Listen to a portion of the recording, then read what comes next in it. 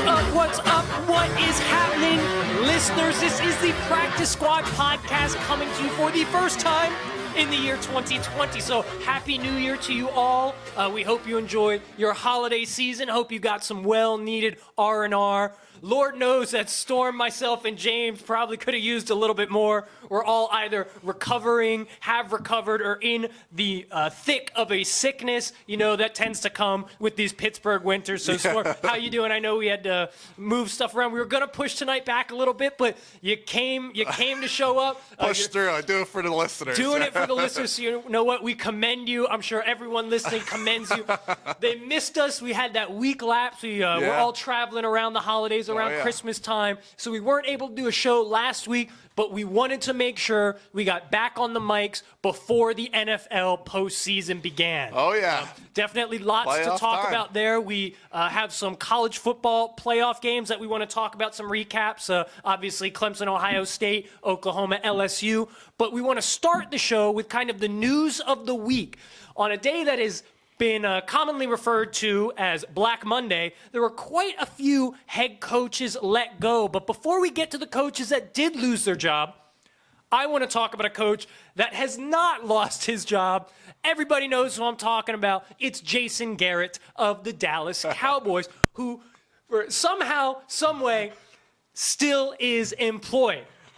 When does his contract technically expire? I believe because it's about like today or tomorrow. I thought it was the first of the year, but I could be wrong. It's pretty soon. I think it's within the first week. I know about a week ago I heard 14 days, so it's got to be coming up soon. Nonetheless, he still has a job. So, Storm, I want to know what explanation you have for this man to continue to serve as a head coach for an NFL team, and if you think Jerry will fire him or if you think he's going to stick around for a little longer. Keep the man. I figured Come that would be your reaction. Jerry. Keep the man. Give him all the money he wants. Keep the clapper. I have no idea what is going on down there. They had, their fourth or fifth meeting today? I know, they're meeting like every day. Look what the hell, it's just a 12-step program. Yeah, it's unreal. Like, Garrett hasn't even had all his exit interviews with all his players yet, and here he is sitting there talking to Jara. Come on, Jara. Give the man a contract extension. That's what we all want to see. Let's get the clapper back on field. A couple days ago, it was like rumors like they just wiped everyone out. All the coordinators, coaches, everyone got fired. And then like a couple hours later, it's like, oh, no, everyone still has their job as far as we know. Like, and then you hear like that Chris Richard interviewed for the Giants head coaching vacancy and, so on and so forth. But I just don't understand how they could go through and keep Jason Garrett. Like, yeah, of course, I'd love for him to keep him, but obviously, as an Eagles fan, under-succeeded time after time after time, and this really was his year to get into the playoffs. There was really no competition in the NFC East. The Redskins were terrible. The Giants were terrible. The Giants had a bunch of bag boys and Wawa workers, on their offense and lost to them 2 weeks ago. Like, there's no explanation. The man's got to go. Yeah, there's really, and I think it's pretty obvious. There's exactly one reason why Jason Garrett still has a job, and that is his relationship with Jerry Jones. Been there a long time. Yeah, I kind of get it. Garrett has been involved with the Dallas Cowboys organization for a combined 26 years now. So either as the backup quarterback to Troy Aikman, during his tenure as backup quarterback, he was actually brought in to sit in coaches' meetings with the coaches and Jerry Jones, all the executives. So Jerry clearly has known that Garrett has wanted to be a coach. He's kind of been grooming him, invested time, money into him. Because then he brings him back as a coordinator, and then obviously after Wade Phillips got fired, he got promoted to head coach, has now been in that position for the better part of 9 years. And then Jerry also had a relationship with Jason's father, who was a scout 2 years prior to Jerry even owning the team. So they were very close, obviously tightening the relationship between the Joneses and the Garretts even more so. So I get it from a human aspect. Like, it's got to be difficult for Jerry Jones to be realistic with himself and come to terms with the fact that he should fire Jason Garrett, because even though he's a multi-billionaire, he's still a human being. He still values his relationship. How much of a human being is he really, though? Oh, look at him. He's by all accounts, kind to the media, really kind to his players, kind to his staff. He seems like a really genuine human being that's just got a giant ego. And that obviously is part of it, too. He doesn't want to be wrong about Jason Garrett after he's put all his eggs in that Jason Garrett basket. That being said, Jerry's got to know that Jason Garrett cannot be the coach of this team anymore. It's time. It's time. And he's, like you said, he has underachieved immensely in the past. And I know he's had some successful seasons, but for the most part, Jason Garrett is an 8-8 coach. And this year in particular, the lack of success was inexcusable because, number one, this roster was littered with talent. On the defensive side, they had big names from DeMarcus Lawrence to Byron Jones to Vander Esch, who seemed like a young player that was coming up and really going to make an impact. And obviously on the offensive side, you have a top 3 offensive line. You've got Zeke Elliott. You've got Dak Prescott, who obviously the Cowboys are sold on. He's the next Tom Brady, yada, yada. But you're stacked on your roster. And then they were in one of the weakest divisions we've seen in football probably in the past decade. Like, the winner was a 9-7 Eagles team that was battered to smithereens. And then lastly, in the game that mattered, the game against Philadelphia, the make-or-break game, your offense puts up 9 points in a do-or-die game with the season. That inexcusable. He has to go. And I think Jerry Jones is just waiting to let his contract expire so he doesn't actually have to actually fire him, yeah. Now, I have heard rumors that Jerry is interested in offering Jason maybe a front office position.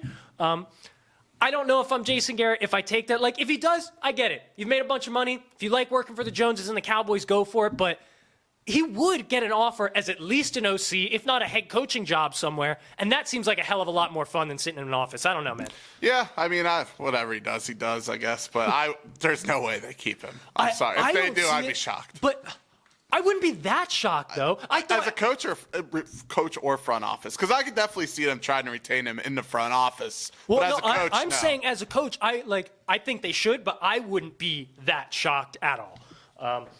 But we will see. Jerry Jones obviously is an unpredictable sumbitch, so who knows? Maybe he'll keep on Coach Clapp for one more season. Anyway, how about them Cowboys? How about them Cowboys going home for the rest of the year? Anyway, moving on to some coaches who have not quite had the strokes of luck that Jason Garrett has seemed to have, not just this season, but in the many years past. I am talking about both Freddie Kitchens and Pat Shurmur, who got the boot from their respective teams on Monday. Obviously, Freddie Kitchens was a first-year head coach with the Browns. Shurmur had 2 years as head coach with the Giants.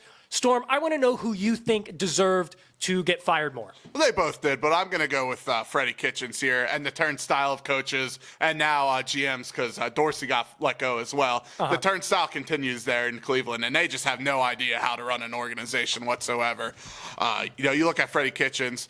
You got excited with him the way the offense finished the season last year. You brought him in as your head coach. Baker Mayfield regressed. You give him OBJ. You give him a second-year Nick Chubb. You give him a Landry Jones. Nobody performed. The defense underperformed. And then you finished the season by losing to Cincinnati, which probably was the dagger for him, I should say. And then you look at, you just look at all the drama that was going on, reports of Landry and Beckham saying to all the other teams, hey, come get me, or, all the spats, and then the Myles Garrett incident. And it just the lack of discipline, there was just nothing to that team. And, I know you had them winning the division. A lot of people had them winning the division, potential Super Bowl favorites. And obviously, that was a bad take by whoever did it, myself included. I'll be the first comment. But, with the talent on that team. Yeah, but, you look at the offensive talent, I'd probably say, the offensive line isn't very good, but you look at the offensive talent, it was probably comparable, if not better, than Dallas. Absolutely, yes. Skill positions-wise, they were stacked. I get why you would say Freddie there. I also agree that both probably deserve to get fired.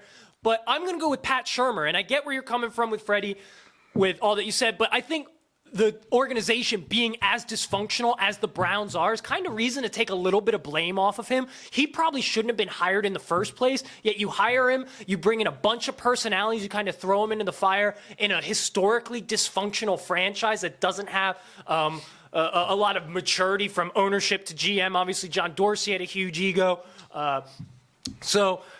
I can only put so much blame on Freddie Kitchens. Plus, at least when I looked at him, he had a personality. He seemed like he had it within him to get a football team going, even if he wasn't able to do that this year.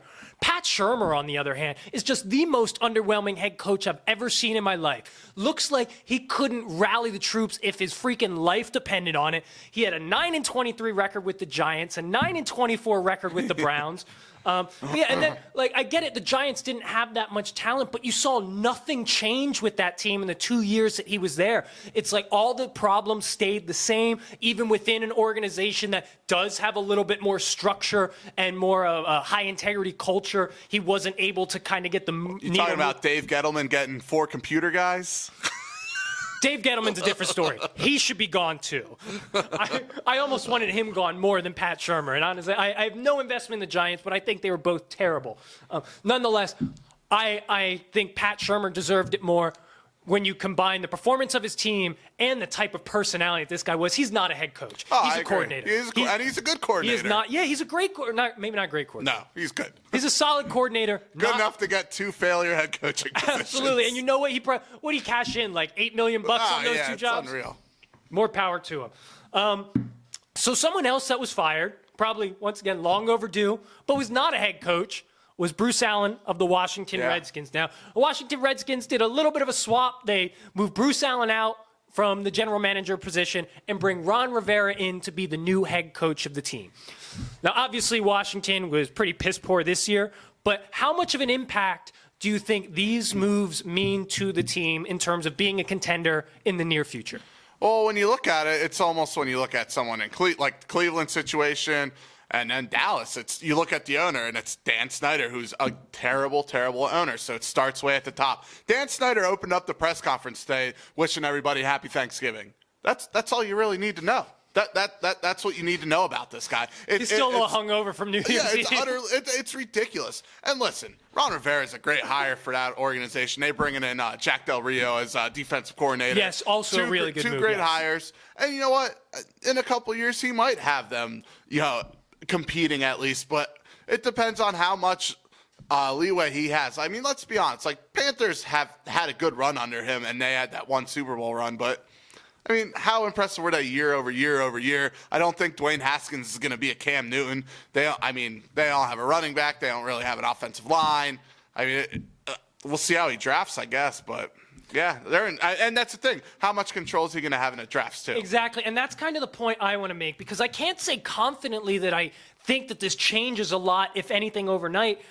I do, however, think it puts him on the right track. And the reason that I'm unsure is because I don't know who's going to replace Bruce Allen as the general manager. Now, what I will say is that Washington fans should be very, very pleased that Bruce Allen is no longer their general manager. Like, he was failing for a decade with that franchise. Given 10 years, and in all but 2, he had total control over personnel decisions. In that time, he won less than 40% of his games. I believe only the Browns and Raiders and I think there's one other team. I want to say the Bucks, maybe the Jags. One of those Florida teams probably. Yeah. So the 4th worst record in those 10 years, not very good. Made the playoffs only twice, didn't win a single playoff game. Obviously, that's terrible. Now, that RG3 trade, whew. What? The trade to get up to RG3. Yeah. I don't know what this guy was thinking. And excuse me, I don't know how much Dan Snyder should have expected when he hired him, because his track record was basically the same when he was in Tampa Bay. So this guy's proven that he can't be someone who's in charge of personnel decisions. Like, end of story. So once again, it's a good move to get rid of him, but I don't know who they're going to bring in. So I don't know if it's going to be any better. There's plenty of shitty GMs out there. I would probably bet that Dan Snyder finds one of them as opposed to a good GM. Just a guess. I don't think they're going to make too many smart decisions. I think they made the right head coaching decision. If he's working 2 months in the past, man. Yeah, I don't think they made the right head coaching decision. I think they'll find a way to botch the GM. Probably, yeah. Go 50-50. Because like you said, Ron Rivera is a really solid hire now. I don't think he's anything super special. But I think that they're hoping that he's able to develop a relationship with Dwayne Haskins like he did with Cam Newton, even though Dwayne Haskins isn't Cam Newton. Right. You hear Cam talk about Ron, and he absolutely loves him. He says he owes a lot of his success to having Ron as a coach. I also believe that Ron Rivera knows how to have a defensive culture on a team. You look at those Panthers teams, and every single year they may not have been top 10, but they were always really solid, and occasionally they'd be a top 3 or 5 defense. And then overall, he's a great culture guy. That Carolina team was never in total shambles, even if their record was not fantastic. Now, who knows how much of a difference coaching will make? Because if I'm being honest, I thought Jay Gruden was doing a really damn good job while he was there. He had that team positioned to make the playoffs before Alex Smith absolutely blew up his leg. Yeah. Very true. Who knows how much of a difference Ron Rivera is going to have, unless, like you said, he is given more control than most head coaches on personnel decisions. Either way, we'll see. I don't have a ton of faith in the Washington organization, but who knows? Maybe they'll find their glory days once again, and Dan Snyder can finally have some success with the team.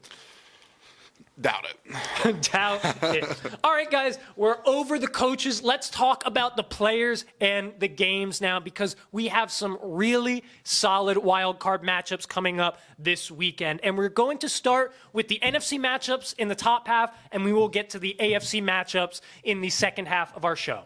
The game we're going to start with, though, Seahawks versus your Eagles in Philadelphia. I'm not sure what the line is right now. I think Seattle's up to like 2.5. Seattle's up to 2.5. So they're a slight favorite there. Probably not as much as the common fan would think that they'd be a favorite by, just considering their record and kind of the perception that Philadelphia's had down the stretch. But anyway, Storm, what do you see happening in this game? Who do you think moves on to the divisional round? Yeah, so this is a battle of two, pretty beat up teams. You look at Seattle, they lost both their running backs, which was the two players that killed the Eagles when they played a couple weeks Chris ago. Carson, Rashad Penny, so both of them beat them up. Yeah, and the Eagles had 5 turnovers that game, okay? So I don't expect something like that to happen. Wentz is playing some of his best football, like I said earlier, with Wawa guys, Boston Scott, Miles Sanders, Zach Ertz is hurt. I don't think he'll play. But you look at what Russell Wilson has done to the Eagles. I think he's 5-0 against them. He has 8 TDs, 1 interception. He just completely owns the Eagles. But when I look at this matchup, I look to the Eagles defense and how good they are at home. Since 2016, they have allowed only 16.1 points per game. And they're actually on track with that this year, surprisingly, after a Detroit game. But they only gave up 17 to Seattle last time they played. So, you look at that crowd, obviously, the Eagles played great. And you know what? The dogs are barking, baby. Underdogs at home. Sounds a little familiar. Gotta get the dog mask out. Get the dog mask out. Woof, woof. But please never do that again. Woof, woof. Sorry, should I bark a little louder? You got to get Wentz. Just get Wentz into a rhythm earlier. I love Doug Peterson getting him out on the play action, a little boot rollout, stuff. Yeah, in that Giants game, I feel like in the first quarter, he ran 3 or 4 times on third down to kind of get that momentum going. Make him respect his legs a little bit. Totally. We don't know if Lane Johnson's playing. Obviously, you lost Brandon Brooks for the season last week. You just keep getting beat up. And then Seattle.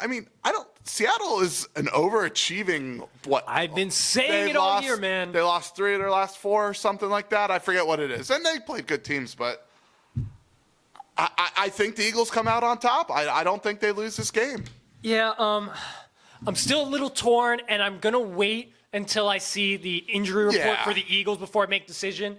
But here, let me just jump right in. First and foremost, I would like to say a little something to your Eagles. I would like to say how freaking impressive they have been given the players that they have available to them. It's been remarkable. And I get it. What everyone's been saying, they played the Giants twice. They played the Redskins.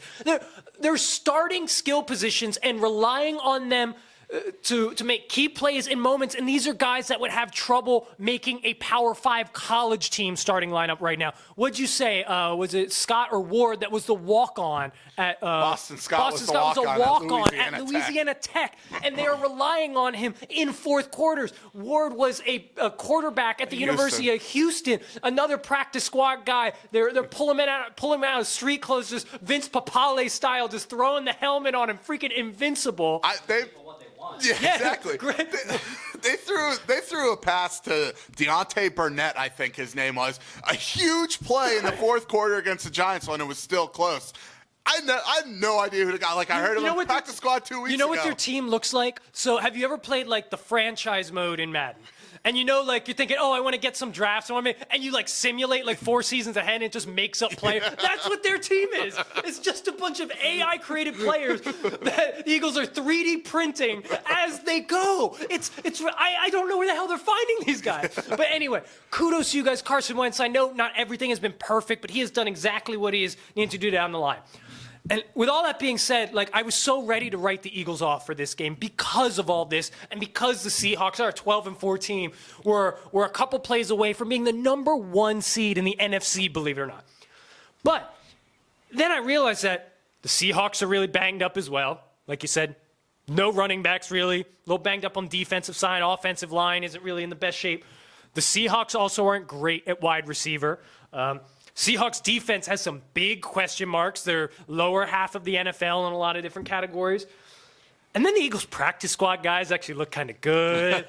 And Jim Schwartz has this Eagles defense cooking, and Carson Wentz is balling, and the Eagles get to play this one at home. And like, as long as Lane Johnson plays, they need Lane. And if Zach Ertz plays, if those 2 guys play, the rest of them I'll be fine. But if those 2 guys play, I'm rolling with the Eagles as well. I need a Zach Ertz or Miles Sanders. Now, I'd love both of them to play because Miles Sanders is still up in the air as well. Oh, is he? See, I thought he was. He really wants to toward, play. Yeah, okay. he wants to play, but I think the inflammation. So if they don't have Miles Sanders, they just have Boston Scott and who? Jordan Howard. Oh, it's okay, they signed Elijah Holyfield. Sorry, What happened to Jay Ajayi? Didn't they have him? They cut him. I don't know what. Like this, I don't understand. Like, man, it's just been a revolving door of different players, but they just have that feeling again where they're playing with that chip on their shoulder. And Philly, historically, that's been when they perform. And those Donovan McNabb teams, every single year, they weren't the favorite because they had subpar skill position players. But when it came down to crunch time, that team showed up. And the Eagles defense, they sacked Wilson the most this year. They had 6 or 7 sacks against him in the first game. So, I mean, and that line's, like you said, the line's a little more banged up than what it was before. And that D-line is looking a little more hungry than they have been. Like you're getting Timmy Jernigan back into the fold right there and really starting to – that's been really fun to watch. And I will say I'm a little nervous because there's something about Russell Wilson. He's shown it time and time again this year. If it's a one-score game and he gets the ball – he is not losing the game. Right. So gotta blow him out early. they absolutely have to get ahead early, and that's why I agree with what you said. You need to get Carson Wentz moving early. Make them respect his legs. Get that Seattle defense not just kind of sitting back and waiting for stuff to come to them. Anyway, that is not, obviously, the only game happening in the NFC playoff bracket this weekend. The second will be when the Minnesota Vikings travel down to New Orleans to play the Saints. Kirk Cousins is not known for showing up in big games, but Storm, do you think this one might be a little different? Is he going to rewrite his history? No. I mean, you're asking Kirk Cousins to go into the Superdome. I think is it the Saturday night game? I believe so. So it's night game. Those New Orleans Saints fans are going to be all liquored up, all boozed up, ready to roll. Kirk Cousins is not going to be able to hear himself thinking there. They're already an 8-point dog. I think it's going to be a double-digit victory for the Saints. They're on like 2 different paths right now. You look at the Vikings; they've been reeling. I mean, I don't know if Dalvin Cook's playing this week. I know he is. He will be back. I know they were hurting without him. Obviously, it's a big deal. But there's nothing that could make me believe that the Vikings have a chance in this game. I don't understand. Like, Kirk Cousins has been bad lately. The Vikings have been bad. The Saints have been really good. Hashtag analysis. Yeah, I don't know. Like, Drew Brees and Sean Payne in the Superdome with a team that has a chip on their shoulder after what happened last year. They're just going to be tough to beat. Oh, you mean that game where the Rams beat them, went to Super Bowl? Yeah, exactly, and lost. Yeah, but yeah. Shut up. And they're not in the playoffs. I walked right into that. But yeah, I just don't trust Kirk Cousins. Is really what it comes down to. Yeah, man, I don't see a single way in which the Vikings can get out of the Bayou with a win. I just really don't. So, excuse me. I'll start with the Kirk Cousins thing. Like, he's just shown us that he does not show up in big games, whether it's Sunday night, Monday night, playoffs on the line, playoff game. He just doesn't. Like you said, he has not been playing well. Just the fact that Dalvin Cook is not 100% and defenses know that allows them to not have to respect the run quite as much, and that has made things extremely difficult for Kirk Cousins, even with 2 elite receivers. Right. And I will say that, like, the Saints are kind of more prepared than most teams to play the Vikings, even if Dalvin Cook was healthy, because I think they're like 3rd or 4th in the league in rush defense. So the Vikings are going to have to pass to beat them. And now you're looking at a Saints team whose pass defense has gotten a little bit better over the past couple weeks.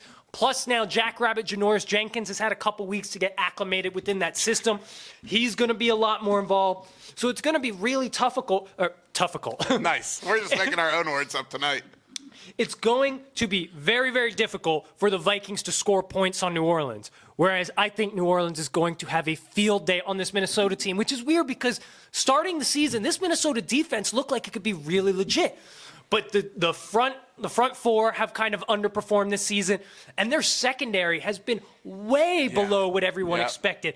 Someone needs to put an APB out for Xavier Rhodes because I haven't seen him since week 4. He's just getting torched week in and week out. Yeah, man, he got paid, and now he doesn't know how to cover anyone. Now you got to cover Michael Thomas. Yeah. You got to cover Michael Thomas in New Orleans. Like, you can't do it. Plus now Jared Cook is coming alive after how many seasons of being Mr. Unreliable. He's now Drew Brees' second favorite target, particularly in the red zone. Kamara, too. And you still got to worry about Kamara. Started turning up. I just don't see a way in which the Vikings can contain the Saints on either side of the ball. I'm with you. I think this could get really ugly really quickly, particularly because it's the New Orleans Saints revenge tour 2020. I mean, you got to think, like, any call that goes against the Saints, those refs better, like, have bulletproof vests on it. Oh, man, I kind of wish I could get, like, a picture-in-picture of just Sean Payton the entire game, just to watch his reaction to every call, every non-call. It's going to be an absolute blast to watch. But really, I just think when it comes down to it, the Saints are the much better team. Oh, yeah, there's no question. That's really all it is. And, like, their home field's ridiculous, so. But... Yeah, that's not going to be a fun one to watch, unlike the other game, I think. I agree, but you never know, man. Yeah, you never know. Crazy shit can happen come playoff time. Speaking of playoffs, though, we did already have a playoff game this past weekend. Not NFL, though. I'm talking about college football.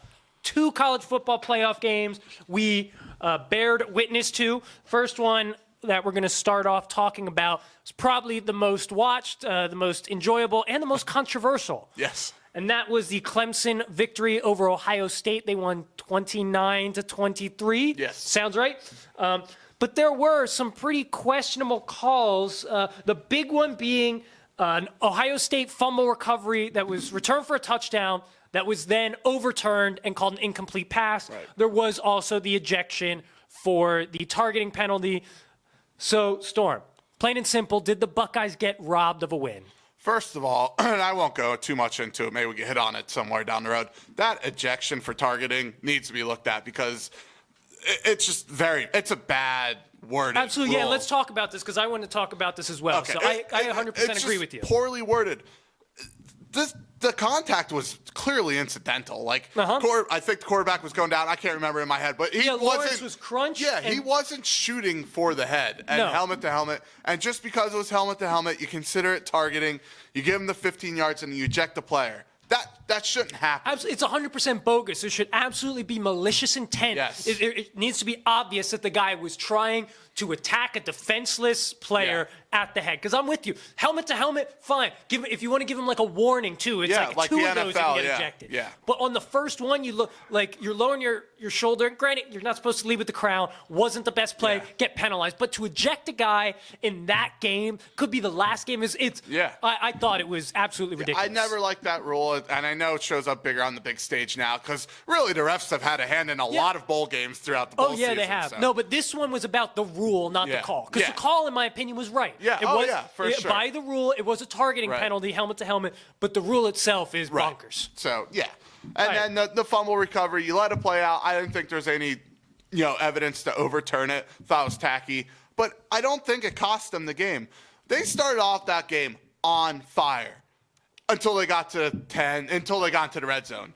Was touchdown, field goal, or whatever it was. Yeah, their touchdown wasn't even in the red zone. That was J.K. Dobbins busting open like a 70-yarder. Yeah. You had to drop, you had to miss pass or whatever on one set, and then you had a penalty or whatever the hell it was. I forget how they screwed up. You shot yourself in the foot too many times. You could have been up 28-3 at that point. You know, instead you're up 16-0. They could have closed the door on the game. Like that game would have been over early. So, you know, it sucks that it came down to those blown calls at the end, but it really should have never got them because Ohio State's good enough where they should have put the ball in the end zone at the beginning of the game to go up 28-0. I thought that game was going to be a blowout, but they just kept leaving them hanging in there with the field goals. Absolutely. So to answer the question of if they got robbed, I'm kind of with you. I guess you could say a bit because I don't love the reversal either. Like, if you're going to let it play out, that's fine.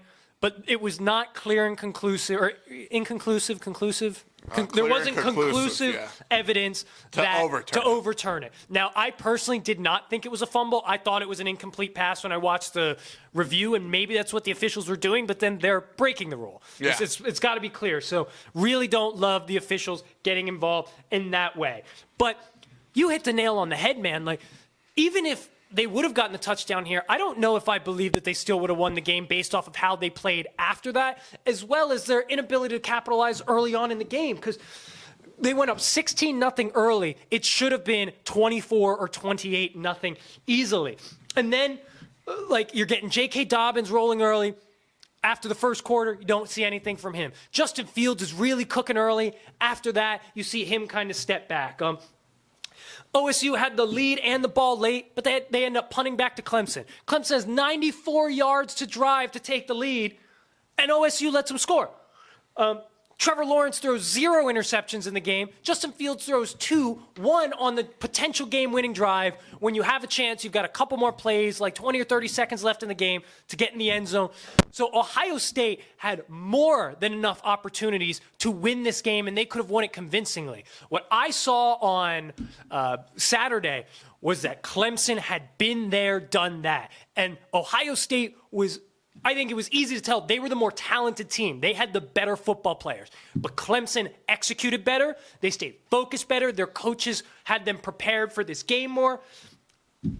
Ohio State, eat the loss. Like, I know it sucks. It was a bad call, but there are bad calls littered throughout all sports, regular season, postseason. It's about overcoming that and capitalizing when the opportunity presents itself in front of you, and the Buckeyes did not do that.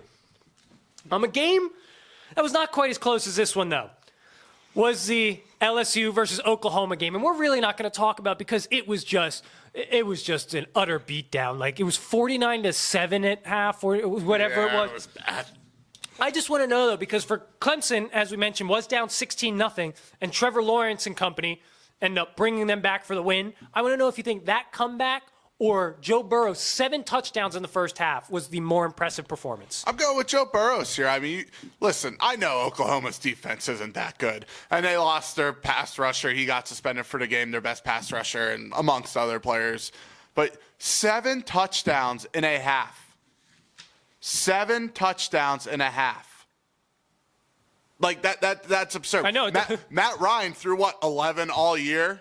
In 8 games in Atlanta Stadium, and he goes in and throws 7 and a half. Like that, like Jefferson had 4. I mean, Ed Orgeron just had that every play dialed up every which way. And like, listen, Joe Burrow's got some talented receivers to throw the ball to, but I understand, but I just can't get over the masterpiece he put on in that first half to basically say, hey, I just won Heisman a couple weeks ago. People are questioning me going into this playoff game now winning the Heisman, now in my first playoff game, now going against Oklahoma. And this is what I do. I put up 7 touchdowns in the first half. I was impressed. Like, no more needed to be said. Yeah, and I mean, Clemson's comeback was extremely impressive. Obviously, Ohio State one of the top 2 or 3 scoring defenses in the league all year. Trevor Lawrence showed a ton of maturity and moxie out there, being able to bring that team back. We were talking before the show. That 65-yard run by him is one of the most incredible plays I have ever seen in college football, particularly for a quarterback that isn't known for his running ability. It was just absolutely amazing what the players on that team were able to do to win that game. But you're right. It's Joe Burrow. Joe Burrow's hands down. 7 touchdowns at half. Like, how the hell do you do that? And like you said, Oklahoma's defense is not good. They've never been good. But how many people are throwing 7 touchdowns and a half on? This isn't Loyola Marymount. This isn't Greenview Senior High. This isn't some Division II school. This isn't the Eagles practice squad players. This is a Division I powerhouse that made the college football playoff, and you made them look like a bunch of pee-wee scrubs out there. Absolutely phenomenal. Joe Burrow's here to man. You're the man. See how he does in Cincinnati, I guess. We will see. And we don't really have on the schedule. I'm not sure are you leaning one way or the other for the national championship? We'll talk about it more next week because obviously we'll be only a couple days out. But yeah, I'm leaning LSU right now early. I forget what the line is. It's a short line. I think it's 4.5. I was listening to Jason McIntyre covering for Colin County. He said it had jumped up to 6. Maybe. He said he's got it at 4.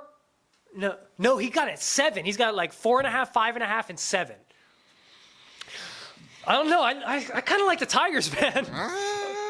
We'll see. Do you see what I did there? No. I kind of like the Tigers there. They're both the Tigers. Nice. All right, let's move on. Let's move on. While I'm at it. Yeah, while you're at it, we're about to jump into some NFL rapid fire, guys. Back at it. We got some kind of end-of-the-year questions and a couple miscellaneous ones thrown in there. You know, putting together the schedule this week was a bit of chaos. Like I said, we're all coming off of traveling, recovering from sicknesses. But I still feel like we have some fun questions here. We're going to try and utilize the rest of the energy we have before break to give this the most impact and enjoyment for you guys. So before I butcher any more words, let's just jump right into it. Question number 1. More disappointing season this year, the Cowboys or the Browns? I'm going with the Cowboys. I mean, just because, if the Eagles were fully healthy and we kind of expected the Eagles to be what they're going to be, I wouldn't say that. The Cowboys had everything in their hands. It was right there for the taking, and they blew it. That's it. That's it. No, I'm totally with you. Like, it's the Cowboys. The Browns were a compilation of talent thrown together in a historically dysfunctional franchise, like I mentioned earlier.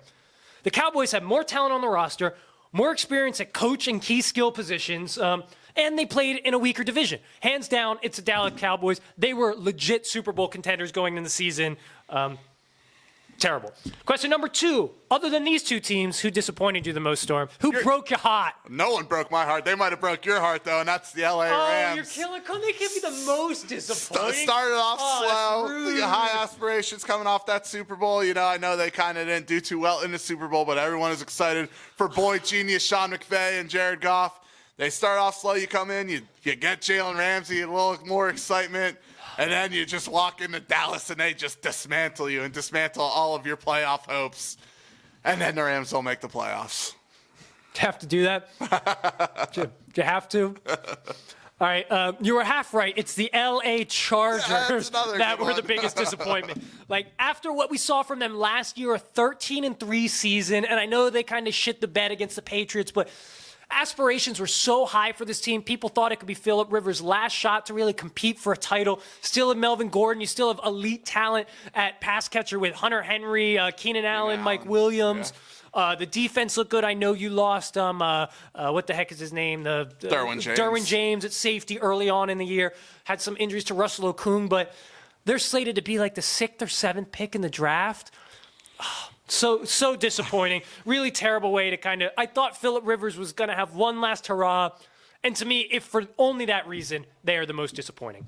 Poor Phil. All right, let's bring it to a happier subject. So there were two teams that really exceeded expectations and showed a lot of promise with lack of talent. And I'm talking about the Steelers or the Dolphins. So who exceeded your expectations the most? Well, Steelers had an incredible defense. They turned it around. So I'm going with the Dolphins just because we expected them not to win any games, and they won like 5. And Fitzmagic just became Fitzmagic for a couple games. I mean, he beat the Patriots. He beat the Eagles. It wasn't like they had chump wins. I mean, there's 2 pretty good wins in there.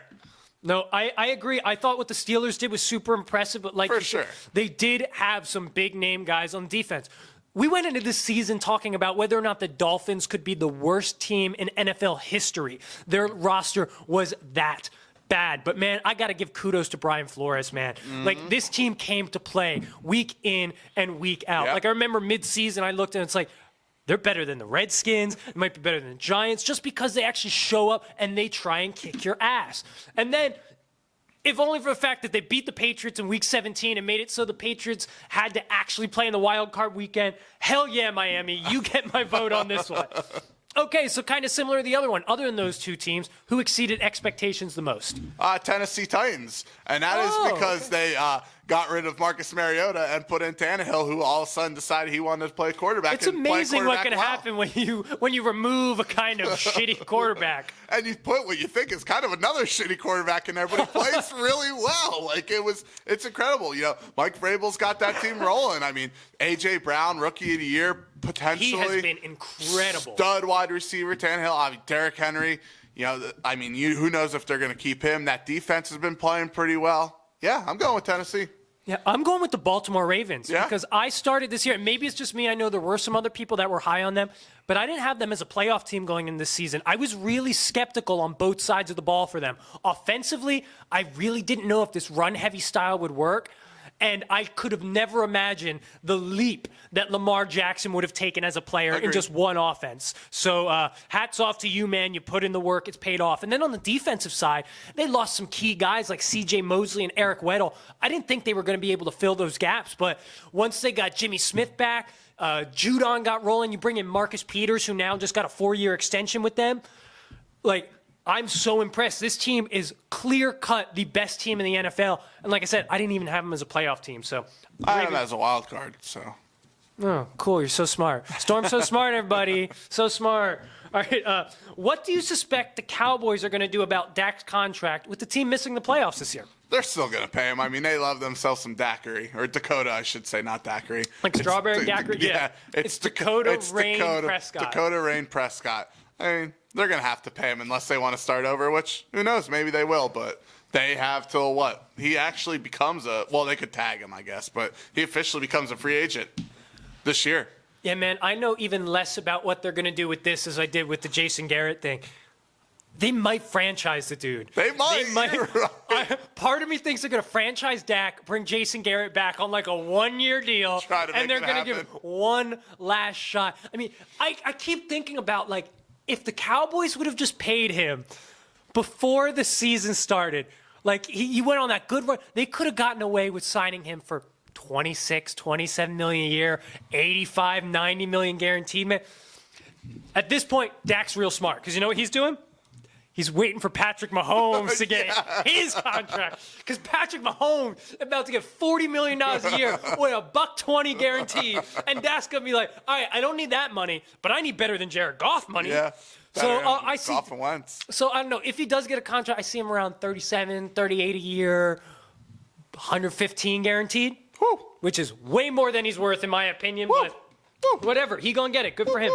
Okay, we were talking about coaches getting fired earlier. But what coach that's still hanging around deserves to be fired? Listen, I know a lot of people thought Doug Marrone would be the guy here. I'm going on a stretch, and it's not really because of his performance, and that's Anthony Lynn. I think you look at the LA Chargers, you're going to lose Phillip Rivers probably. You have no fan base. You're moving into a brand new stadium. You're not selling any seats. They need to do something like the Raiders did and make a sexy hire. They need to get someone other than Anthony Lynn. They need to try to go for a guy like Josh McDaniels or Lincoln Riley or just someone, just a name that people know that be like, hey, I could get on board with this team again. They might be okay. Just to put a couple fans in the seats because I don't think an Anthony Lynn gets that done. So it's not performance. It's trying to bring I get that. Now, the issue with that is that Spanos doesn't want to pay anyone top dollar to come in. That's why true. Anthony Lynn's the coach there. That's true. For me, you said the name. It's clearly Doug Marrone for me. It's just awful. There's nothing going there. He doesn't seem to really have a strong presence in the locker room. It looks like they're kind of a rebuild, clean house kind of thing. I have no idea why they would want Doug Marrone to hang around after this season. But and they kept Caldwell. Yeah, I don't know why. That Jaguars team showed no promise this year. Absolutely none. I hope they botch that Ndakwe situation. I really do. I hope they botch it. Why? So he can become a free agent and the Eagles can try and get him? Well, I know the Eagles won't sign him, but I would just, because that's who you traded Jalen Ramsey away with probably the intent of keeping Ndakwe, and then you're probably going to lose him too. Probably. Yeah, that organization is just in shambles, so you may as well get a new coach. Okay, Sticking with the concept of coaches, what college coach would you most like to see join the NFL ranks? I'm going with Matt Rule. When you look at Matt Rule, he brought that Temple football team into just some conversation. Good football team. Now they're getting some decent recruits. They brought in, I forget who their new coach was. I think it was a guy from LSU or Alabama or something like that. And then he goes into Baylor, who got gutted with the violations and stuff. Yeah, they were like 1-10 the year before he got from there. previous coaching, Art Briles or whatever they did over there. And then he brings his team and has them on the verge of a playoff this year. So he did that, 3 years he's been there, I think it is. He's just very impressive. When he coached for Temple, they used to have him on a Philly station I listened to that time. And the guy just seems just so well-rounded, knows what he's talking about, seems like a really nice guy. And I'm rooting for him. I like Matt Rule a lot. I like Matt Rule a lot, and I think if you're a franchise that's trying to totally turn your team around, you go with Matt Rule. But I like a guy that shows up to a team that's on the precipice of getting over the top. And you said you like Matt Rule because he's a nice guy. I kind of like an asshole as a head coach. So that's why I would love to see Urban Meyer somewhere in the NFL. And I think it's pretty clear there would only be one job that he would be willing to take, and that would be the Dallas Cowboys job. And I would absolutely freaking love to see Urban Meyer as the head coach of the Dallas Cowboys. Him and Jerry ain't gonna get along. I want to see Urban Meyer work alongside Jerry Jones, and I know for your sake, he wouldn't really love this, but Urban Meyer wins everywhere. He shows up. It doesn't take 3 years to win. He shows up and he wins. And I know you don't think Urban Meyer would get along with Jerry Jones, but he has made a comment. He said on the herd, "Hey, I'm not interested in the NFL, but if the Dallas Cowboys call, that's a phone call you take." So we'll see. I don't know how optimistic I should be about it, but I would freaking love to see him in the NFL. Is he even considered a college coach that you could pick? Because he ain't coach. Yes. He's an analyst now. Just like Tim Tebow's still a college football player. All right.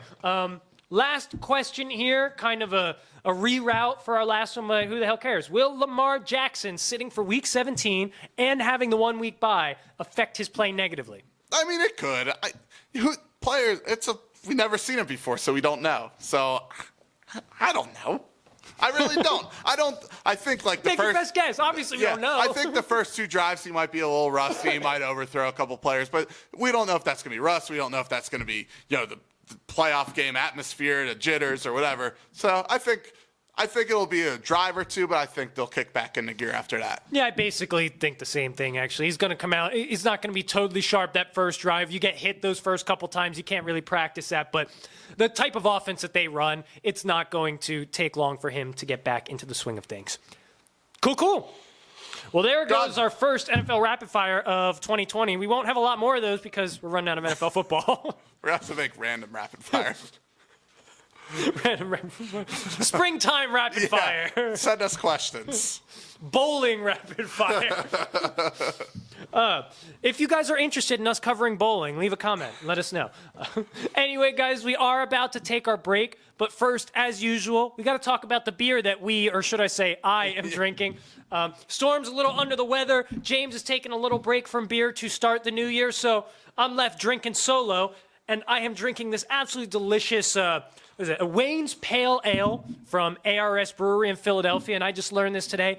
The purchase of these, it's fantastic. It goes to the Michael J. Fox Foundation to help with research to cure Parkinson's disease. So if for only that reason, I recommend picking this up. However, if you're looking for more reasons as to why you should drink this, Storm is going to tell you what this beer is like. Yeah, it's very good. I mean, it's your basic, it's a pale ale, but they hit it with, they have citrus, Simcoe, and Mosaic hops. It's very smooth for a pale ale. It's almost delicious. It's very close to an IPA. It's right on the brink there. But yeah, I mean, it's delicious. It's one of my favorite beers from there. They're right in South Philly. It's just 2 brothers that run a shop. They got a bunch of food trucks there. They do a kick-ass job. So yeah, they do. It's right on Passyunk Ave. So if you guys, any Philly listeners, get down there. Good people, great beer. Let them know the practice squad sent you. Yes, exactly. So. All right, guys. Well, we're going to take a little bit of a break, try and get some of our energy back. But hold tight because we got a lot of fun stuff coming to you in the second half. We're looking at AFC wild card matchups. James is going to hop on the mic. We're going to talk a little hockey. And we've got a couple of segments that will recap what 2019 was like and what all of the 2010s were like. So stick tight. We'll be back with you in just a short moment.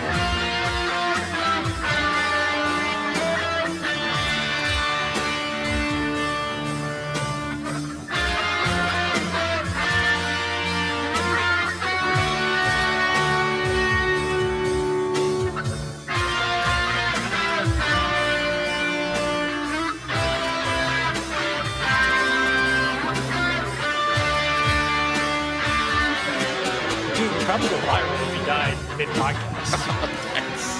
Just saying. Fucking asshole.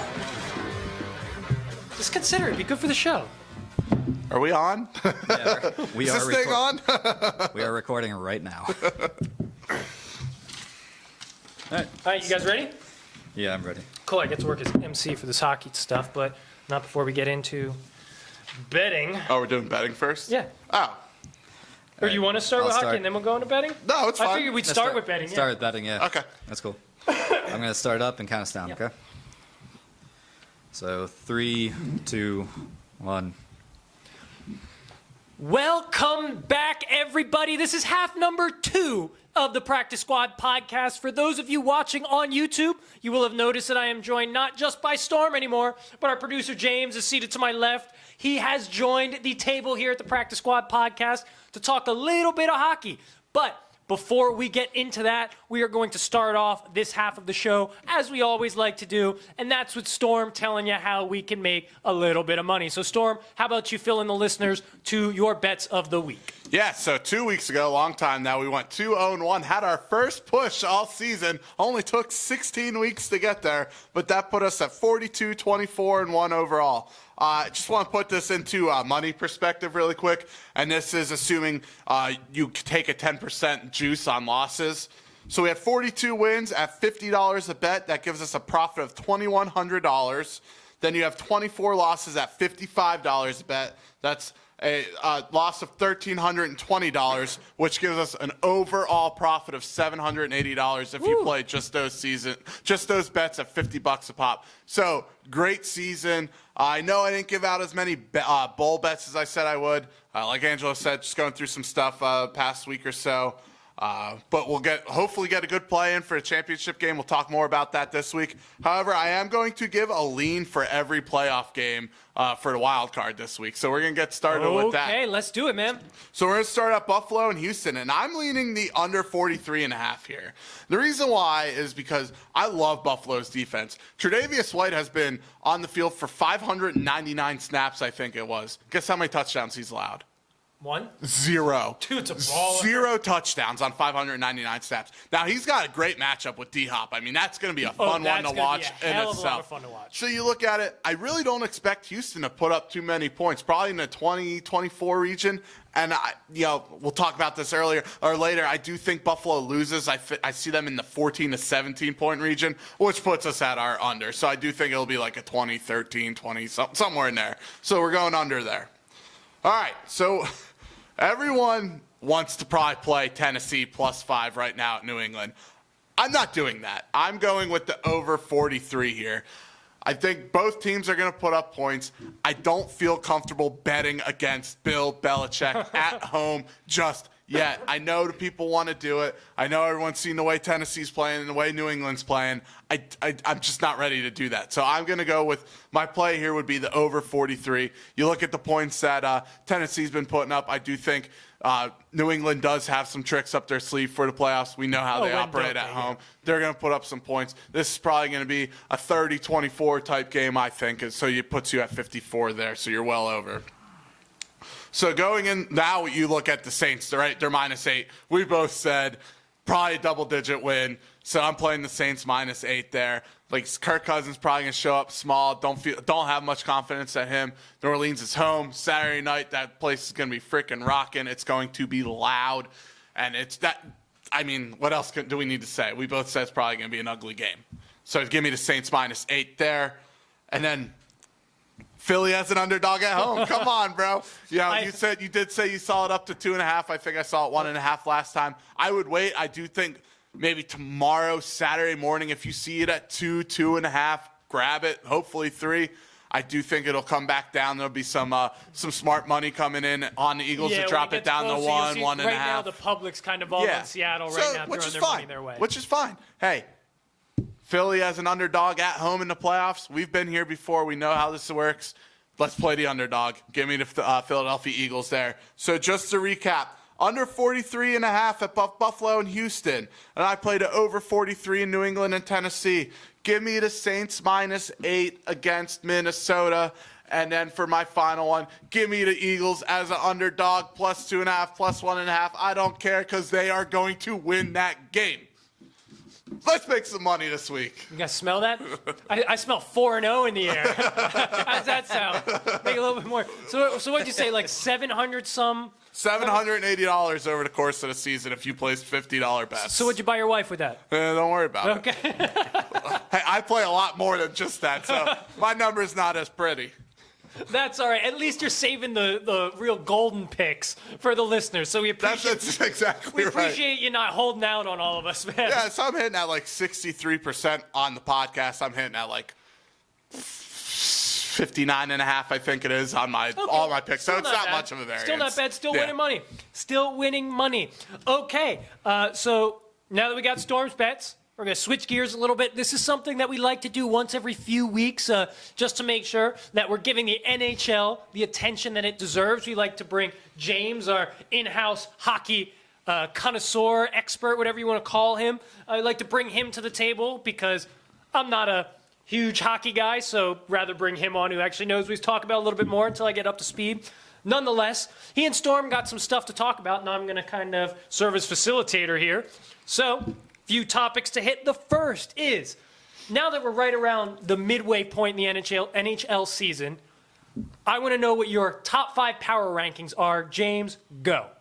All right, so I base mine based on Dan Rosen, senior NHL.com staff writer. He releases a Super 16 every Wednesday, and he updated from the previous week. So he has the Capitals are in number 1, St. Louis, followed by St. Louis Blues, followed by the Boston Bruins, followed by the New York Islanders, and number 5, rounding out, is Colorado Avalanche. Okay.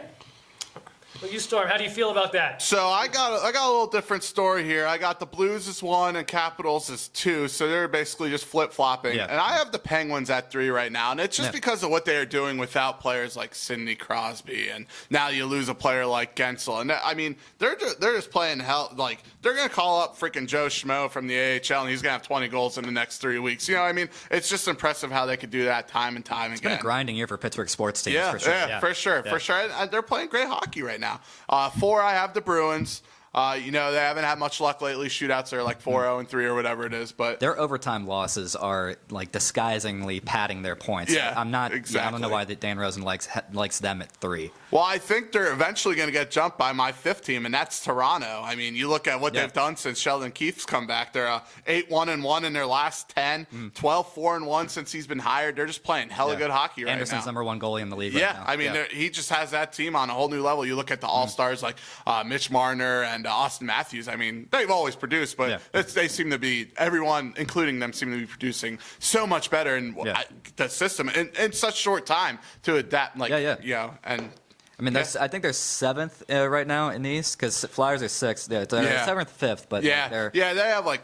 I mean, it's only a couple points between. I think they have like 45. The Flyers are like 48. It's misleading because the whole East has been a roller coaster. Right? If you're not in the top 3, like you're fighting for. Yeah, you could be number 4. You could be 8th the next day. Yeah, exactly. It's crazy. Yeah. A lot of fun to watch. All right, so I'm sure obviously there's some teams in those power rankings that probably everyone expected to be there, and also some teams that maybe have surprised some people. So I want to know what you guys think have been kind of these surprise successes in the NHL so far this year. I'll let you go start this one off, Storm. Yeah, so I was thinking about taking the homer pick in here and go with the Flyers. They've definitely impressed some people. I am not going to do that. I'm going back to my Toronto team. Like I said, 12-4-1 since Keefe came back in. Those stars are producing. They've been gaining point after point after point against Boston. Just impressed overall. Like you said, Anderson, the best goalie since then. They're playing the hockey we expected them to play. But after that slow start, everyone's like, oh, it's just Toronto again. Canada might have some fun hockey coming up in June. Yeah. I gave you lead because I thought you were going to go Flyers. So I will definitely steal that because that is definitely my success team for midway through here. Talking about guys, they have the best in the Eastern Conference. They have the best, third best at-home record. Their away record it's a little under 500, but not terribly. Mm-hmm. I'm okay with that. If the playoffs start tomorrow, I'm okay with picking the Flyers for they might go like a second or third round. You don't know. And Voracek has like 9 points in his last 7 games. Mm-hmm. Something crazy, man. Yeah, they've lost their last 3. Scared me a little bit. I mean, but you look at the way Carter Hart's playing, you look at Drew, you look at, Konechny. I mean, that defense playing well. It's another thing, another coaching. Yeah. Alain Vigneault, he has that team playing pretty well, and they're fun to watch, but they still are the Flyers. They'll still go run 5 off and then lose 3. So, but they're fun to watch. And they have definitely exceeded my expectations as well. My personal. I'm always impressed by a team that battles it out and fights it out, and especially if you've seen a lot of. Look at last year's the defending Cup champions this year, the St. Louis Blues, dead last this time last year. Yeah, went all the way. Worst team in January. It's unreal. And the Flyers are 6th in the East right now. So I always pay attention to those seeds and say like those guys are probably going to fight it out in the playoffs. Right. And then you look at it again. You look at the Blues. Like they were the worst team last year. Now they won the Stanley Cup. Everyone's like, oh, they might have caught just firing them, whatever it is, whatever that saying is. Yeah, and now they're lightning in a bottle. Yeah, and now they're like 1 or 2 overall right now. They're 8-2 in their last 10. Again, just they look good impressive. for a repeat if anyone. It seems like they kicked that hangover. Not that they really had much, but they're rolling again. All right, so we're going to look now kind of from the opposite end of the spectrum. You said who surprised you with how successful they've been. Now I want to know what team has surprised you the most with how much they've failed.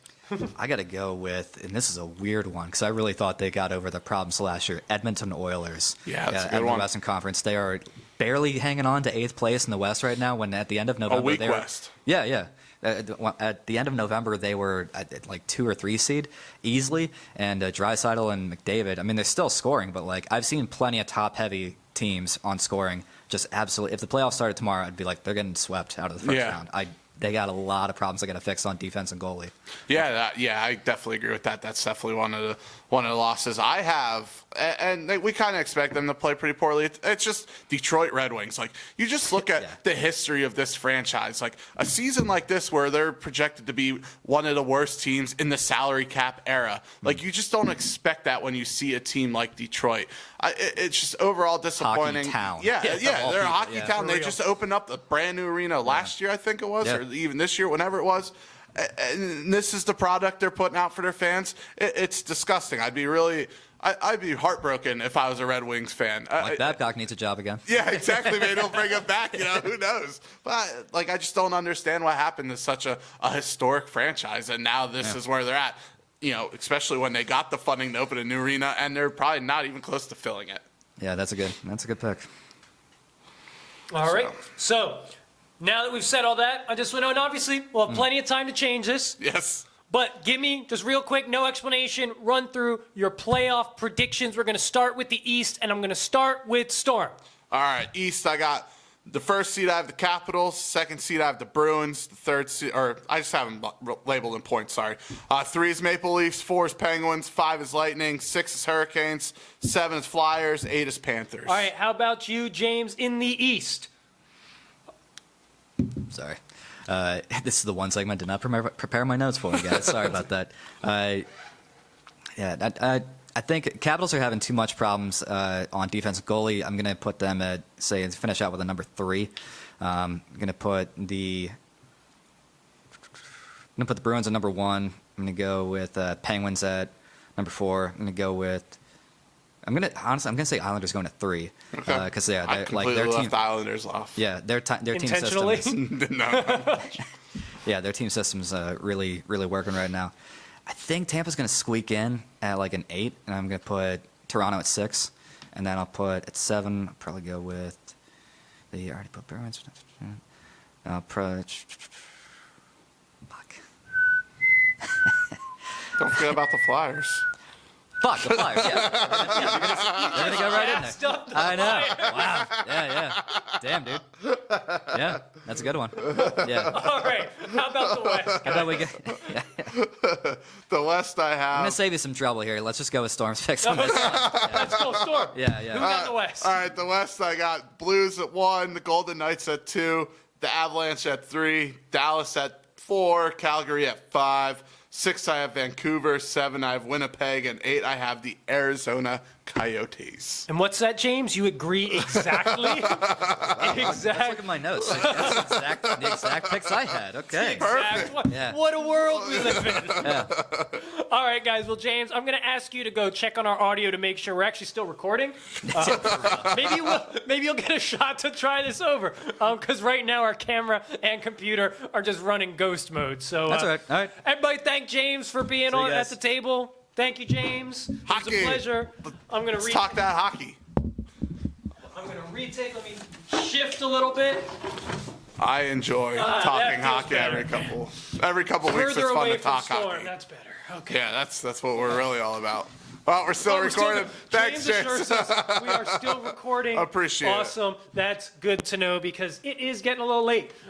With that in mind, let's keep this show on the road. We're going back to the NFL. AFC wildcard matchups, starting with the Buffalo Bills at them Houston Texans. And you kind of alluded to which way you were going, but kind of dive into that a little deeper for us, Storm. Yeah, so I looked at, and really for me is what's that Buffalo defense going to do to Houston's offense? Because that's really how Buffalo needs to win this game. I mean, Josh Allen, they're not. I don't think, even though Houston's defense isn't that good and they have been playing better, I don't think they're going to put up that many points. I just don't see it happening. You look, I mean, like I said, I'm excited. My favorite matchup is Tre'Davious White versus D-Hop. Oh, two of the best in the game. 599 snaps, 0 touchdowns allowed. Damn impressive. Like I said, I'm looking at, a 2017, 2014 type game. Deshaun Watson's going to do just enough. I don't know if he gets the ball in his hands late. But, yeah, I think it'll be a lot of fun. It'll be fun to see. This is Josh Allen's first career playoff game, too. And, I mean, for most of Buffalo, they made a couple years ago. Yeah, but and I mean, forget the actual number, but first-time quarterbacks or quarterbacks playing in their first playoff game are really, really bad. I think it's under a 20% winning percentage there. Yeah. The odds are not in their favor there, which makes sense. I mean, Josh Allen, he's a nice quarterback. He's nothing special, though. No, I don't think he's anything special. And where the Texans are most susceptible is through the air, and that's where Buffalo's biggest weakness is. I think Josh Allen utilizing his legs is the biggest threat there, and I feel like Houston as a team can contain him just fine. If they were playing a guy who was throwing 40, 50 times a game and super accurate, different story. But Josh Allen, I think they can handle. And as you know, I've been preaching it all year. Deshaun Watson is the difference maker. This guy just finds a way to win games and make plays. He has done it all season when it mattered.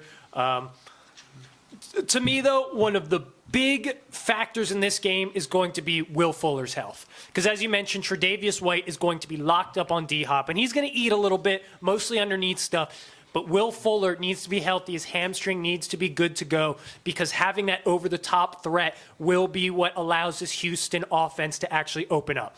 So if he is not able to go or if he's operating at significantly less than 100%, I give the Bills the edge. But until I hear that for sure, I got to go with Deshaun Watson, the Houston Texans, man. They just have more explosive talent. They have the ability to put up points in chunks, whereas Buffalo has to keep games low scoring and tight. If Houston hits 20, I think Buffalo could be out of it.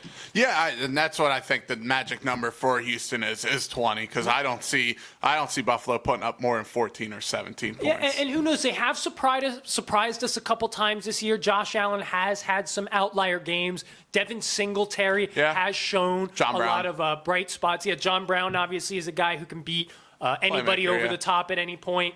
So I think this is going to be a very close and competitive game. But I think because of that, it's kind of like the Russell Wilson thing I talked about earlier. If Deshaun Watson has the ball in his hands with the game on the line, more times than not, he is going to come through for his squad. Yeah, and it's tough to pick against a home team, really, in the playoffs. It is. Yeah, especially because this is Deshaun's second go-around now in the playoffs. Bill O'Brien got this team there again. So. Yep, for sure. I definitely agree there. Absolutely. So on the same page there. Now we move to something that we're not really used to saying during Wild Card Weekend, but we're going to talk about this Patriots game. What's this, like the first time this decade? Well, this decade, obviously. But last actually, decade. yes, it is the first time this decade. It's their first playoff appearance this decade. No, yeah, I think it's like the first time in like 9 or 10. 2011, I thought. That they had to play in the first round. It's absurd. It really That's just ridiculous. It's crazy how good and for how long this New England team has been. Nonetheless, Titans at Pats. What do you expect to happen here? I have no idea. Like I said, when I was talking to my betting segment, I just don't have it in me to bet against Bill Belichick and Tom Brady at home, no matter if it's a wild card game, no matter if they're coming off a loss against the Miami Dolphins where they did have a chance to get a first-round bye. Listen, I know Derrick Henry's running like a madman. I know Tannehill's slinging the ball with A.J. Brown all around the field. I know the Patriots are going in a complete opposite direction. I just don't have it in me. I don't. Especially against Ryan Tannehill. Yeah, I mean, this is Tannehill's Say it first out loud. playoff game. Ryan Tannehill is going to go into Foxborough and beat Tom Brady in the playoffs. Say it. You can't. And, I don't know what – I think Belichick historically owns his underlings, I guess, that go on to be head coaches, and now he's going up against another one in Mike Vrabel. So – I just don't see it. But that Titans team has some swag. I do expect them to make it somewhat interesting. I don't think the Patriots are going to go and run away with this game. I do see it being, like what I said, like a 27, maybe 21 or 28, 24 type game where you're over 50 points because both teams are going to score. I just feel like the Patriots have a trick or two up their sleeve that get them the W. Hey, Storm. Ryan Tannehill is going to go into Foxborough and beat Tom Brady in the playoffs. Sounds ridiculous, but I mean it. It does feel wrong, and I've said all season that I also feel wrong betting against Bill and Tom Brady. But I can't bet on this team with how they're playing. And I know that's people are why you played a total. You just don't bet the team. I have the rose-tinted glasses. I'm just looking at last week. But no, this offense has not been good. And where Tennessee is most susceptible on defense is on the outside against elite wide receivers. And that's the one thing New England does not have. Yep. Meanwhile, Tennessee offensively has a fire lit under their ass right now. Ryan Tannehill has been playing absolutely phenomenally, not just as a passer, but he has been utilizing his legs and athleticism as well as any quarterback not named Lamar Jackson in the NFL this year. A.J. Brown, as we mentioned, has been one of the best wide receivers down the stretch this year. Absolute physical freak is going to make Stephon Gilmore really work for that game check. And then you got Derrick Henry, who's been one of the top running backs all season long, as consistent of a workhorse as it gets. I just think Tennessee is playing too well right now, and I don't know how many tricks New England can have that can beat a team that I just think is all around better than them. How often have we had this conversation? But it really is different. It really is different. How many times have we said that when we have a conversation like that? Julian Edelman looks like a shell of himself because of injuries. That was Tom Brady's one blanket. N'Keal Harry still has not even come close to coming into fruition in terms of what we thought he could be as an NFL player. Right. Dorsett can't catch the ball. Jacoby Myers, ditto. Lacoste, Shoe. What? Sony Michel hasn't existed. James White's good. Yeah. James White's fine. But I don't see it. I don't see it happening. The only way that New England is going to be able to win this game is if they have multiple turnovers and at least one defensive score. They are not going to be able to win this game unless their defense or special teams gets the ball in the end zone. Plain and simple, man. Now, to kind of piggyback off of that, and this isn't on our schedule, I'm just kind of curious. If New England loses this game, is Tom Brady a New England Patriot next year? Wow. No. Okay. I don't. I think he's either going to – damn, that's a good question. No, I don't see him being a Patriot next year. He's already, withdrew from, some organizations he was part of and kind of slowly backing out of that area in general. So I don't know. I honestly think he retires. I do. I don't – Honestly, I hope he does. I thought he should have retired last year. I get it. You just have this fiery – competitive nature burning in your belly. But dude, you're so wealthy. You're already considered the greatest of all time. Why you want to go out there every week and get your ass kicked? Clearly, they don't have talent around you. Your offensive line isn't good anymore. You don't have the physical capabilities to carry this team anymore. What are you doing?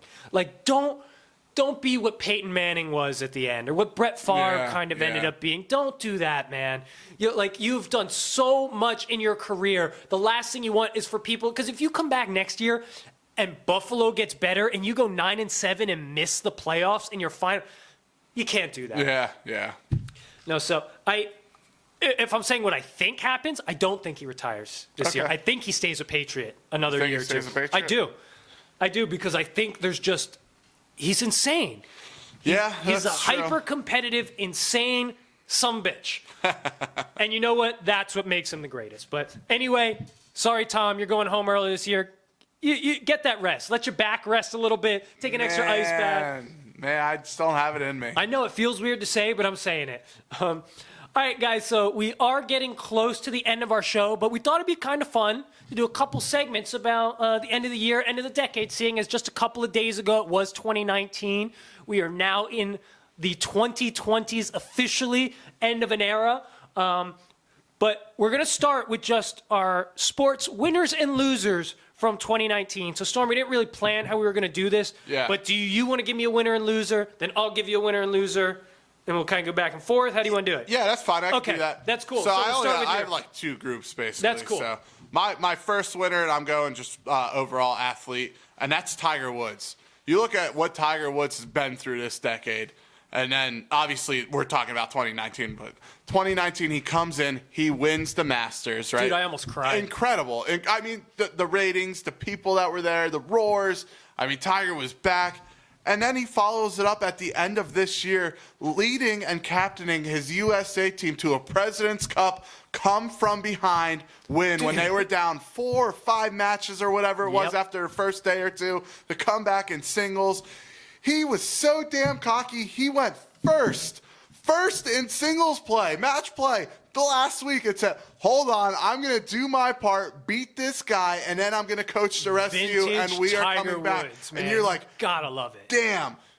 So, yeah, he's clearly a winner 2019 That's for a me. great one, man. I thought about it, but then I'm like, you know what? Tiger's really more of a 2000 and 2010 guy. But you're right. This decade, it's about what he's had to overcome. And I feel that Tiger Woods is one of my top 3 favorite athletes. I wholeheartedly support that. All right, give me your first loser. Dallas Cowboys. Oh, should have seen that one coming. Pretty self-explanatory, right? You had the NFC East in your hands. You kind of gave it away. A lot of talent there. The clapper didn't get it done. He didn't clap hard enough, I guess. And, yeah, losers.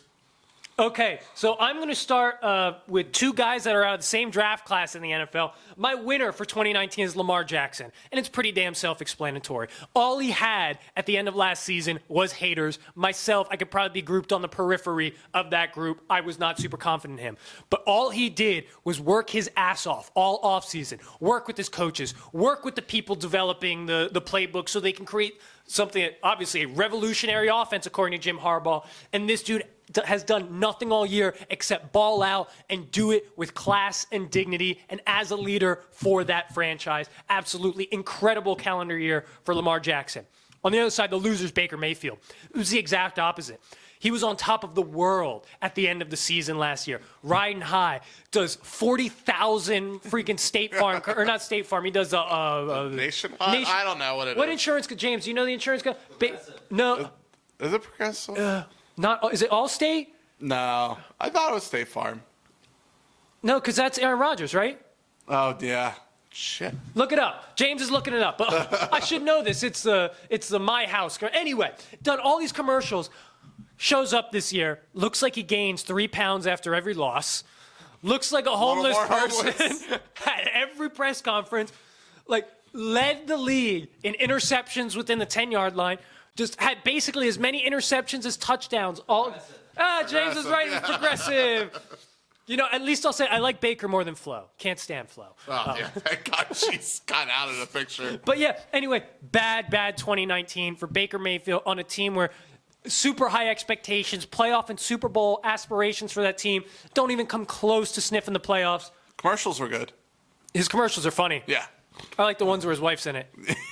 Don't we all? All right, next winner and loser for 2019. Okay, so I'm going with the trio of teams here. I'm going with the Nats, Blues, and Raptors just because they were first-time champs. That's awesome. First time in the franchise for each team. So. All winners? Fair enough. And then I didn't have a loser, so a second loser. That's okay. I like your optimism because you already made the Cowboys your loser team. There only needs to be one. I guess you could throw the Astros in there because they should have ran it in the and then they got caught for cheating. If you want to throw a baseball team in there.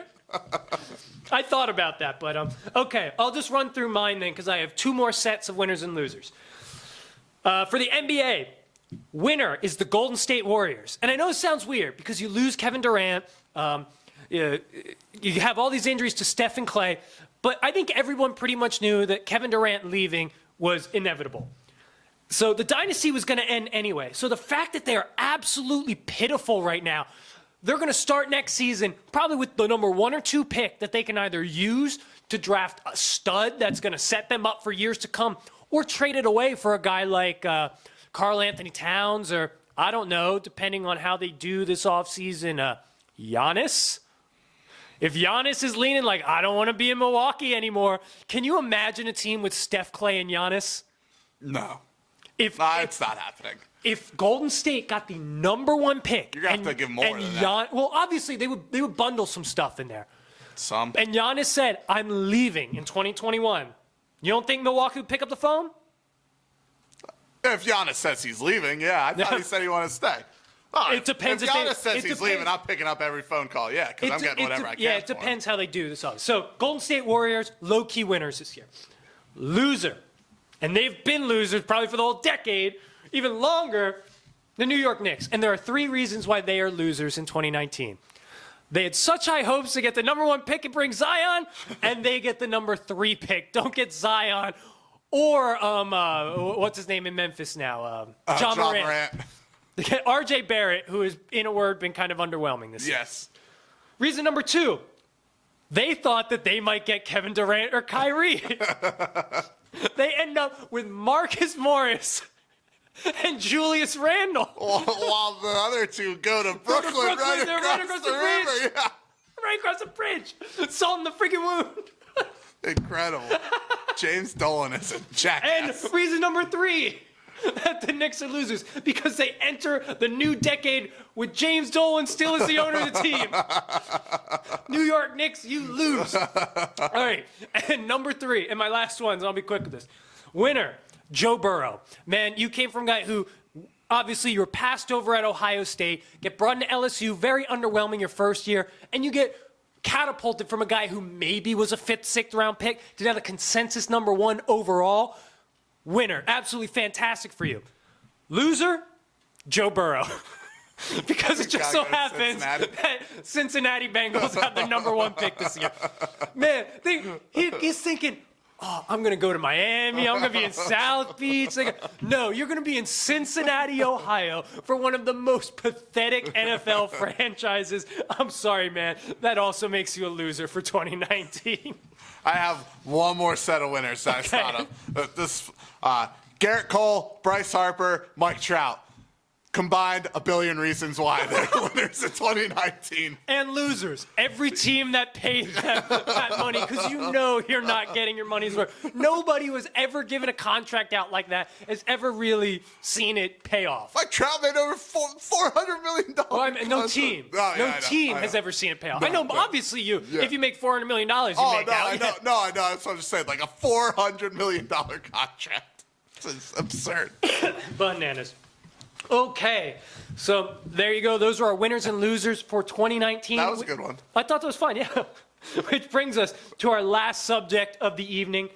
And we're going to talk about the top athletes of the decade, because USA Today recently came out with their poll of 50 best athletes of the decade, and LeBron James was at number 1. Now, you just saw, I think you said Serena Williams was at number 2, Tom Brady was at number 3. Yeah.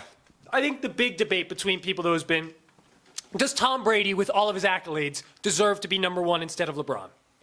No, I mean, you got to look like Tom Brady is a hell of a player, but you just look at LeBron seems to get stronger as every year gets on, and we have seen Tom Brady somewhat regress, especially this year. And I know the talent hasn't been there, but I mean, LeBron, before he even got hurt last year, he really didn't have much talent around him and still played well. And then you look at him this year. The team wasn't good. Yeah, well, that's what I'm saying. It showed up in their record, though. That's it true. hasn't for Tom. But he still played good. You know what I mean? Okay. You look at the personal player themselves, and LeBron's just a physical specimen. That's really all there is to it. Yeah, dude. I thought long and hard about how I could make an argument for Tom Brady here, because you can't argue with what this guy has done in an NFL that is not built for dynasties like the Patriots have done, and how he has done it with so many different groups. And I guess the greatness of Tom Brady is that he spans over 2 decades, really. How many Super Bowls did he win in this decade? 3? Yeah, because in the 3 and 3. in the 2000s he had the 3 wins, and then the loss to the Giants in 2007, and then he's been to 5. Yeah, he's been to 5 in the Lost to the 2010s. Giants and Lost to the Eagles. Giants and the Eagles. Exactly. But no, I'm with you. I got to go with LeBron James. Like, it's not just the 8 straight finals appearances or the fact that he, like you said, he is a physical freak, whereas Tom Brady's a great player, but you can't say he's a great athlete. LeBron James is a fantastic athlete, but it's also what LeBron James has done for the sport of basketball and how he has handled himself while the weight of the world and all eyes and expectations have been on him. He was a 16-year-old that people were calling the king, the next Michael Jordan, and all he has done is show up and perform. And I know he's got some bad finals losses against Dallas, the sweep against Golden State. You could have at least pulled off 1 or 2 games, but you can't argue with not only the results that this guy puts out, but the effort that he puts out. He's not a guy who's done load management throughout his career or who is worried about minutes restrictions. And he's also not a guy who's always been worried about his scoring. He's a great passer. He's been a good rebounder. He's worked on his shooting to have his game progress with the NBA. And then he's just like, as a personality, as a public figure, there's no one bigger than LeBron for the 2010s. It's obvious to me that he is the athlete of the decade. So with that in mind, who's your top 5, Storm? Yeah, so clearly LeBron's at 1. LeBron at number 1. And I've been torn with 2 and 3. I actually have Serena Williams at number 2 over Tom Brady. You look at Serena Not mad about Williams. it. You look at Serena Williams this decade. She has 10 Grand Slams. 10 of her 23 were this decade, right? Was it 10? Yeah. Oh, okay. That's what USA Today had. Okay, I anyway. miscounted. I must have been looking at it because I saw 12. And Maybe it was. Well, I could be wrong. Well, then I you just look at- counted based off the She sheet. had the overall gold. She got the gold in singles and doubles this decade Okay, as well. gotcha. And you just look at it historically. She's just one of the best players, if not the best tennis player that in the history of the sport. Oh, absolutely. All right, so you've got LeBron 1, Serena 2, I'm assuming at Tom 3. Brady at 3. And then 4, I tried to just mix some other sports in here that we all pay attention. And 4, I have Sidney Crosby. You look at what he's done for hockey. Thought about that, yeah. You look at what he's done. He's just completely dominated. And how long he's dominated. That's the thing. He's been a it's constant. nonstop. And he's just some of the highlights he has are just unreal, and he's so much fun to watch. And I hate it because he's a Penguin, but it's just unreal what he's been. I able remember to when do. he came in the league and it was him and Ovechkin. And Ovechkin, when they started, was clearly the better player, the more refined player. But Crosby, to me, obviously had the better career so far in terms of getting his Stanley Cup wins, just being on a better team, better overall player. I believe he's got better health history as well. He stayed healthier longer. Beginning of the year, beginning of his career was a little. Yeah, rough, that's what I'm saying. Excluding those first 3 years since then, it's been all Crosby. Yeah. And then my number 5 is a guy we talked about that just got paid $400 million at the beginning of the year, and that's Mike Trout. He came into the league at 2011, age 19. He was Rookie of the Year and voted runner-up for MVP. Well, that's crazy just to be in a starting lineup at 19 in baseball, man. Exactly, and do what he did. 8 times he was nominated an All-Star. I know he had an injury-riddled season there, so really only one season that he didn't play in this decade. He wasn't an All-Star, right? Because the other year, obviously, he wasn't in the league yet. Yes.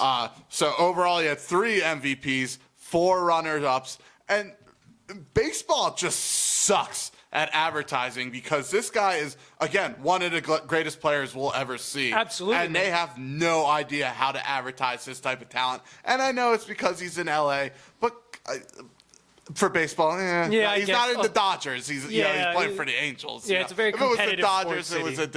a different story. But I just don't understand how baseball's dropping the ball in finding, because they're having some issues themselves trying to get people into the sport. So.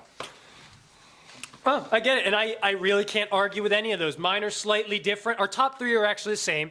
I've got LeBron James at number 1, pretty clear cut. I do have Tom Brady at number 2, but I was also, like you, very torn with putting Serena at number 2 because what Serena has done as an individual athlete is nothing short of amazing. Oh, yeah, she is spectacular. absolutely.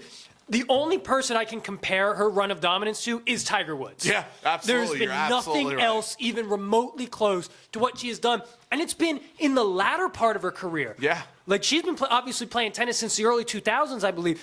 And it's in her kind of later years where you kind of expect someone in that type of sport to regress a little bit. She has just gotten better and better and better. And like you said, she wins in singles. She wins in doubles with her sister. She wins in Grand Slams. She wins in Olympics. She shows up and she kicks the shit out of everyone who she lines up against. Absolutely phenomenal. So I'm with you there. 2 and 3, very interchangeable. Number 4, I've got Steph Curry. Okay. And it's because of what Steph Curry has done for the game of basketball. Before Steph Curry, people still shot mid-ranges. There were still centers in basketball. Now, you go to a high school and you watch kids in the gym, they're all jacking up 30-footers, and you go watch an NBA game and it's the exact same thing. This little 6'1", 170-pound soaking wet point guard from Davidson. Yeah. Absolutely took the NBA by storm, and he not only did it as an individual, but then as a team, they created one of the most dominant short-run dynasties we have ever seen. The way, in terms of how much they were favorited over the field, I would say it was more so than Jordan's Bulls. Absolutely would. Once they got Kevin Durant on that team, there was no one who could even come close to stopping him. I'm not saying he was the best player on that team, but I think if you look at his performance as well as his impact on the sport this decade, I think Steph Curry deserves to be at number 4. And then at number 5, I also want to try and get a different sport in there. I went with Lionel Messi. Nice. Yeah, I thought about throwing a little soccer action I went in with there. Lionel Messi. And it's been a really interesting decade for people who follow European soccer. I haven't much as of recently, but it's been the battle between Messi and Ronaldo. And both are absolutely fantastic players, Yes. but Lionel Messi has been better. Number one, and granted, some people knock this against him because he stayed in the Spanish Primera, but he's been with Barcelona his entire career, and the team is associated with him. A team that's been around since the 1800s is now associated directly with Lionel Messi. But he's won, in this decade, 5 Ballon d'Ors, which is the player of the year. I believe Ronaldo has 3 and 2 others are scattered around, so it's the most. He has won 6 Golden Boots since he's been playing with Barcelona. He's won the La Liga 7 times in this decade, and he's also the leading scorer in Argentina's history. The one knock you can give him is that he was not able to win that World Cup with Germany, but he did make it to a finals. They got spanked in that World Cup. Yeah, I think it was 2-0. No, I'm thinking that was when Germany crushed Brazil. Yeah, wrong one. Wrong country. Yeah, so that was a little disappointing. Although if you watch that game, Messi was just bottled up. They knew that they weren't going to let him in. But I think Lionel Messi, based off of longevity, the fact that that type of athlete is playing year-round, and because soccer is so global and he is a global icon more than a lot of these people on the list, I got to throw him on the top 5. Yeah, I like that pick, actually. Messi was a consideration for me as well. Yeah, and like I said, I thought about Crosby and Trout as well, but I needed to get Steph Curry in there, and for me, Messi just slightly edges out those other guys. Nice. Well done. Been a good year, good decade, right? Another one bites the dust. Well, let's just let's run it back. Yeah, ready to run it back? Again. Let's do it again. And that's exactly what we will do when we hit the mics next week. Just so you guys know, we are going to be moving forward for a little while. Instead of doing our shows on Wednesdays, we're going to be doing them most likely on Thursdays based off of some of our personal work scheduling conflicts that we have. So we apologize. You got to wait an extra day, but you know what? That gives us an extra day to make it better, so we make sure we're giving you, the listeners, the people, what they want. What they want. Exactly what they want, ain't that right? So we thank you guys for joining us for our first episode of 2020. We hope to bring you plenty more for your enjoyment and amusement. But until next time, good night, sayonara, peace out. Night.